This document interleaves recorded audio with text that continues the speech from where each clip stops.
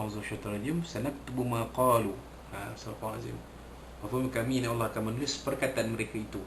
Sedangkan penulisan terhadap perkataan dan perbuatan mereka memang tetap berlaku. Ianya memaksud Allah Ta'ala akan membalas mereka dengan apa yang mereka nyatakan sebagai pembalasan yang setimpal. Allah SWT Maha mengetahui akan dan sentiasa arif mengenai urusan tingkah laku manusia. Perkataan Allah SWT meliputi kedudukan sebenar mengenai pembalasan mereka pada hari tersebut. Ini Allah Ta'ala gunakan perkataan la khabir, Maha mengetahui. Kerana Allah Ta'ala Maha mengetahui, semua dicatat. Apalah kerja Raqib Atid tu? Catat. Raqib catat yang baik, Atid catat yang tak baik. Semua akan adil, termasuk perbuatan kita ni dan hadirnya kita mengikuti kita menjaga. Semua akan dicatat oleh Allah SWT. Tak ada yang terlepas dari pengetahuan Allah SWT. Allah Ta'ala akan buka semuanya tak kala mengira menghisap amal kita nanti di pada mahsyar pada hari kiamat. Sebab itulah dia riwayat hadis Rasulullah mengatakan, Nabi SAW mengatakan bahawa urusan setiap seorang dihisap di pada mahsyar pada kiamat tu maka masa yang sangat lama pada kiraan masa manusia. Sangat lama.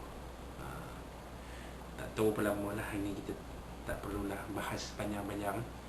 Kerana benda ni benda gaib, kita tak tahu hakikat sebenarnya, melainkan bila dah berlaku benda itu nanti. Ayat ini menunjukkan bahawa Allah SWT Maha mengetahui tentang aspek-aspek yang terperinci mengenai masa, kerana dia sendiri menyatakan bahawa dia Maha mengetahui terhadap hal ehwal manusia pada hari tersebut. Siapa yang menafikan sifat Allah yang serba mengetahui itu, dia menjadi kafir. Ni tuan-tuan, inna rabbahum bihim yawma idzin la khabir. Gunakan la tu la taukid, lam taukid tu penegasan, sangat-sangat benar-benar, bukan main-main. Betul-betul Allah Ta'ala Maha mengetahui. Tak ada apa pun yang terlepas dari pengetahuan Allah Subhanahu Wa Ta'ala sebenarnya.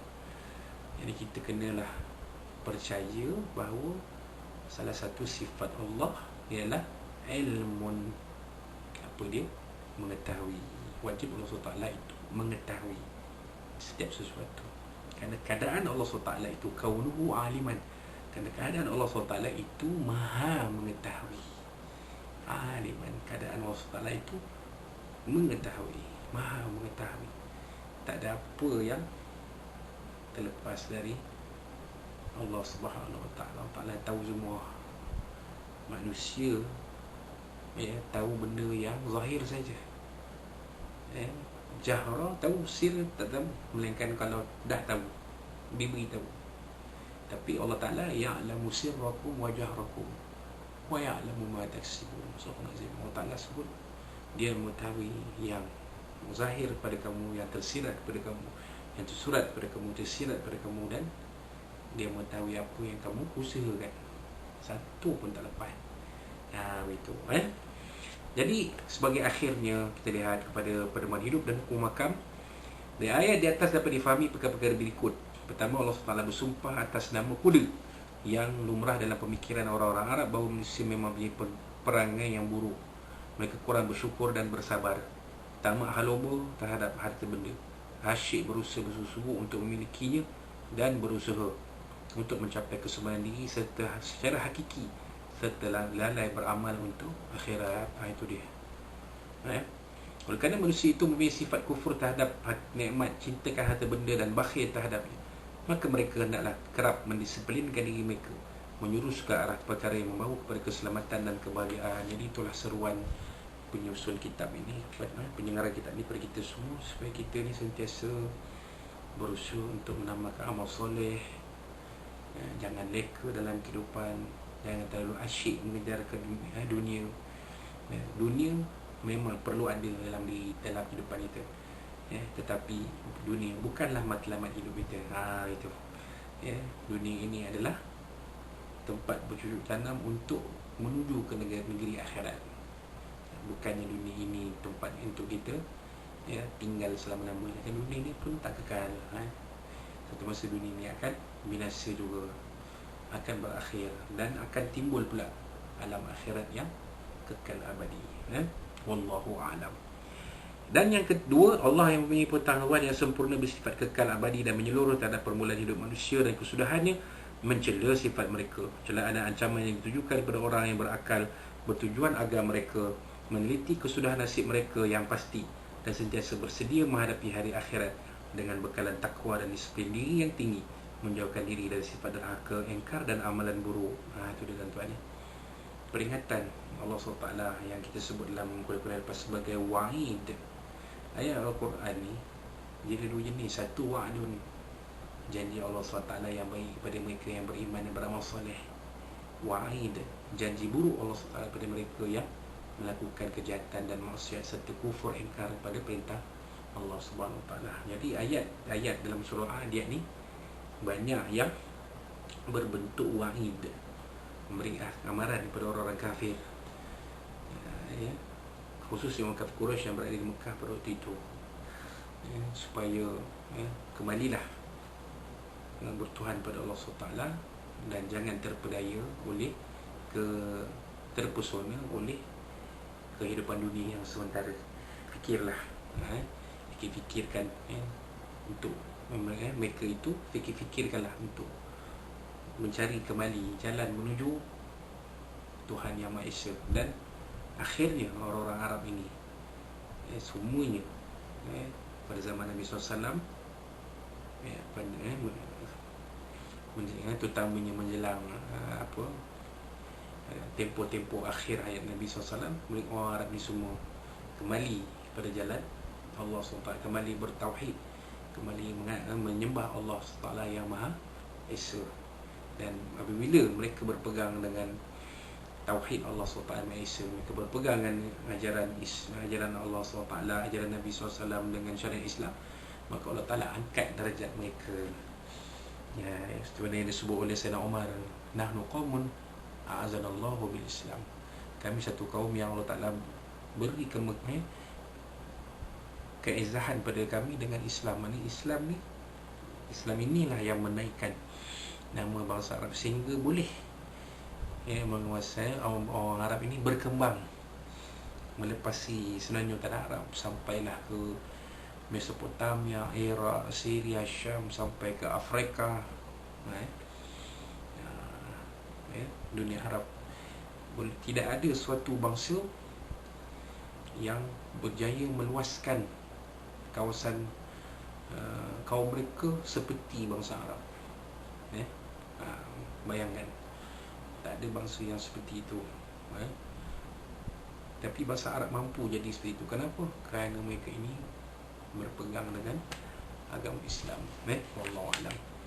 Pengetahuan Allah mengenai hari pembalasan terhadap segala amalan, perbuatan dan tingkah laku manusia tidak berbeza dengan pengetahuan yang Allah yang bersifat azali pada peringkat awal penciptaan manusia. Sungguhnya bila Allah SWT berfirman yauma idzin adalah bertujuan untuk menegaskan lagi pengetahuan ilmu Allah yang mencakup masa lalu, kini serta akan datang.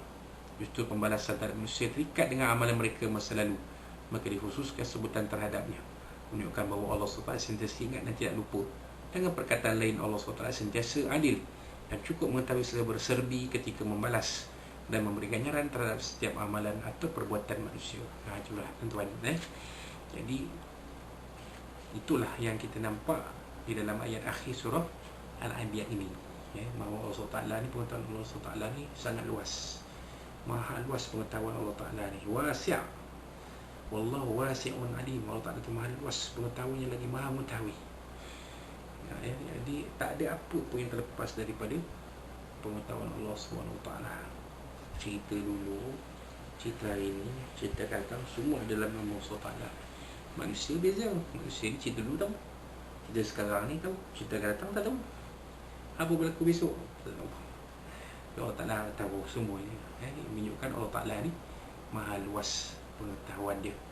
Maka itulah Allah Ta'ala terangkan sifatnya dalam ayat yang akhir itu, khabir, wasi'un alimun khabir, la khabir. Allah Ta'ala itu sungguh-sungguh maha mengetahui. Jadi itulah kita sebagai manusia, khususnya kita yang Muslim ini, kita sedarilah bahawa Allah SWT itu maha mengetahui. Maka kita janganlah lemah dalam mengukuhkan keimanan kita kepada Allah SWT, memperbanyakkan amal soleh, serta cuba sedaya upaya menjauhkan diri daripada perkara-perkara yang maksiat, perkara-perkara yang membawa dosa dan sebagainya. Jadi itulah ya sedikit kupasan yang kita mampu kupas dalam ayat-ayat dalam surah Al-Adiyat ini beserta dengan pedoman hidup dan hukum hakamnya. InsyaAllah pada kuliah kita akan datang kita akan sambung dengan surah yang berikutnya, iaitu surah Al-Qari'ah muka surat 375. InsyaAllah surah yang baru itu surah Al-Qari'ah. InsyaAllah kita akan sambung pada kuliah kita yang akan datang, insyaAllah. Jadi itulah yang sedikit apa yang kita boleh kongsikan dalam kuliah kita pada malam ini. Sekali yang apa yang dikongsikan itu mudah-mudahan menjadi panduan untuk kita dalam kehidupan kita yang sementara ini di dunia ini, untuk kita bawa diri kita, isteri, suami, anak-anak kita ke arah kehidupan yang diberkati, diridai, dirahmati Allah SWT, ya, dan bahagia di dunia ini sampailah membawa kepada kebahagiaan yang kekal abadi akhirat nanti. Dan kalau ada apa-apa yang dikongsikan dalam kuliah ini yang mungkin terkasar bahasa, terlanjur bicara, semoga semua dari Allah SWT, dari Nabi SAW, dan dari tuan-tuan dan puan-puan sekalian. Wallahu Rasulullah warahmatullahi wabarakatuh. Qul qul zata fa'azim li wa lakum. Kita akhiri kuliah kita malam ini dengan tasbih al-kafarah rasulullah SAW.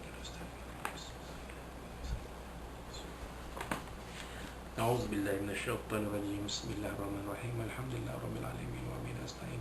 Wassalatu wassalamu ala asyrafil mursalin Maulana Muhammad sallallahu alaihi wasallam. Ma tafriq bari tafma as-summa. Allah min al-kafin wa bari ala ma anzaka min shururihim. Allah mabati shamlahum wa farij jama'u mushrikin wa tawazil at-tafsir min kilabi. Ya qahhar ya jabbar ya mutakim ya Allah ya Allah ya Allah.